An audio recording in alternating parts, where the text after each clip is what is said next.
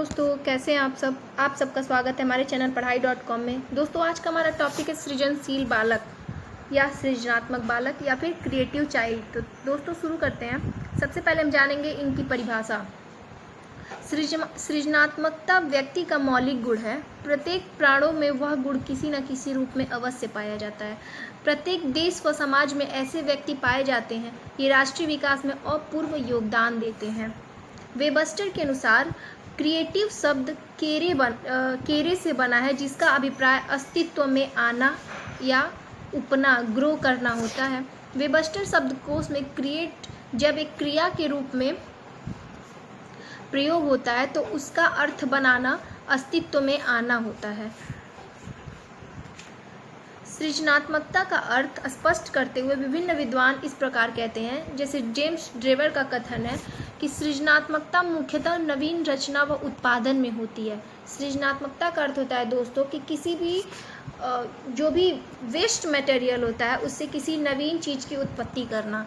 तो इसके आगे है क्रो के अनुसार सृजनात्मकता मौलिक परिणामों को अभिव्यक्त करने की मानसिक प्रक्रिया है।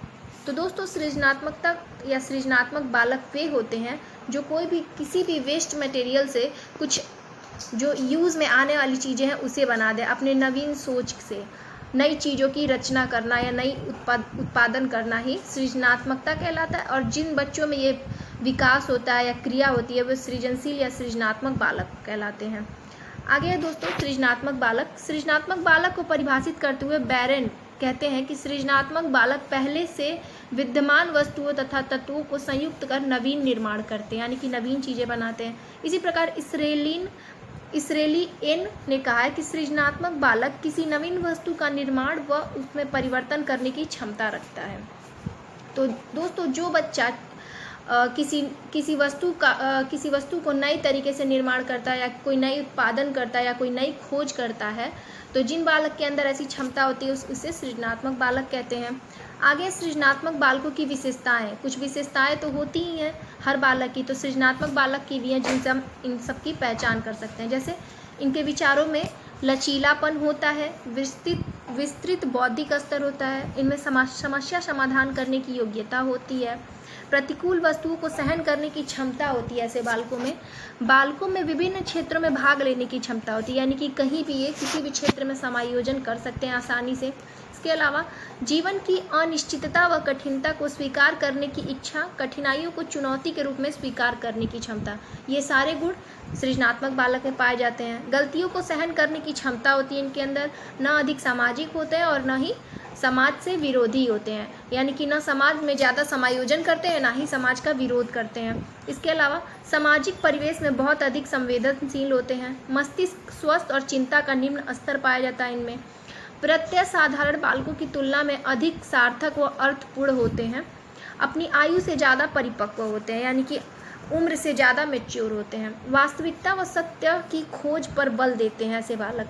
तुलनात्मक रूप से अधिक उत्तरदायित्व भावना वाले होते हैं और ये ईमानदार और विश्वसनीय भी होते हैं। और इसके अलावा औसत श्रेणी के शारीरिक स्वास्थ्य वाले और कल्पनाशील होते हैं। अपनी कल्पना से नई चीज़ों की रचना करते हैं या उत्पादन करते हैं। तो आगे है दोस्तों सृजनात्मक बालकों की शिक्षा। अब ऐसे बालक जो नवीन रचना करते हैं, नई उत्पादन करते हैं या फिर कोई सड़ी गली चीज़ों से कुछ अच्छी वस्तु बना देते हैं जिनका यूज हो सके, तो ऐसे बालकों की शिक्षा व्यवस्था कैसे होती है दोस्तों, ये भी हम जान लेते हैं। टॉरेंस ने अपने अध्ययन के आधार पर शिक्षकों के लिए महत्वपूर्ण सुझाव बताए हैं, जैसे बालकों द्वारा पूर्ण प्रश्नों का उत्तर आदर भाव। दूसरा है उनके कल्पनात्मक व असाधारण विचारों को समझने का प्रयास। बालकों द्वारा पूर्ण प्रश्नों का उत्तर या आदर भाव, इसका अर्थ ये दोस्तों कि जो सृजनशील बालक होते हैं वो प्रश्नों का पूर्ण उत्तर भी देते हैं और शिक्षकों का आदर भाव भी करते हैं। इसके अलावा उनमें जो कल्पनात्मक व असाधारण विचार होते हैं, विचारों को समझने का जो वो प्रयास करते हैं, इसका अर्थ ये हुआ कि बालक द्वारा अभिव्यक्त किसी कल्पना का उपहास नहीं करना चाहिए बल्कि उसे समझने का प्रयास करना चाहिए। इसके अलावा उनका सम्मान विकसित करना चाहिए या प्रयास करना चाहिए कि उनके सम्मान को और विकसित किया जा सके, क्योंकि कल्पना व सृजनात्मकता में घनिष्ठ संबंध होता है।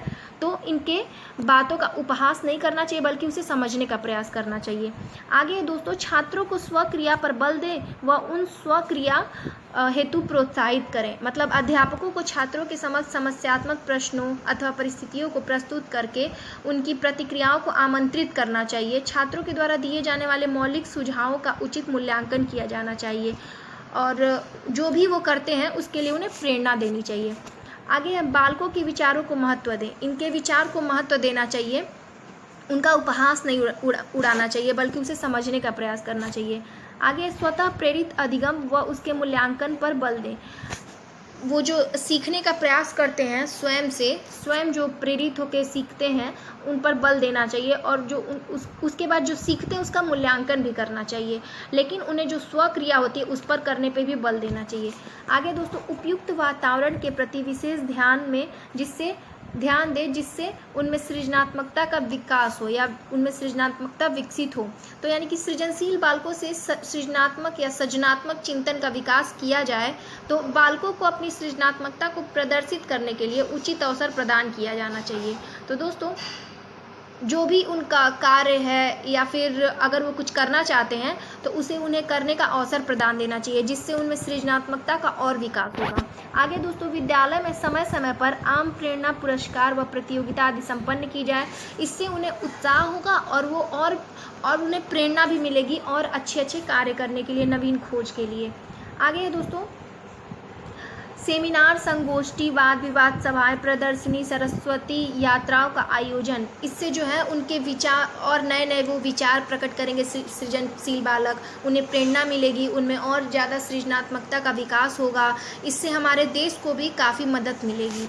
आगे है, पाठ्येतर पुस्तकों को व्यवस्था, बुलेटिन बोर्ड, विद्यालय पत्रिका, कक्षा पुस्तकालयों की व्यवस्था की जाए। ऐसे बालकों की शिक्षा व्यवस्था में जो पुस्तक होते हैं, उनके पाठ्य पुस्तक होते हैं, उसकी व्यवस्था, विद्यालय में भिन्न प्रकार की पत्रिकाएं, पुस्तकालय में जिन किताबों की ज़रूरत हो उन सब का या फिर उन सब की व्यवस्था करनी चाहिए जिससे उन्हें हर चीज़ में मदद मिल सके। और इसके अलावा और भी कुछ बातें हैं दोस्तों, जैसे सृजनात्मक प्रवृत्ति वाले बालक अध्यापक की नियुक्ति।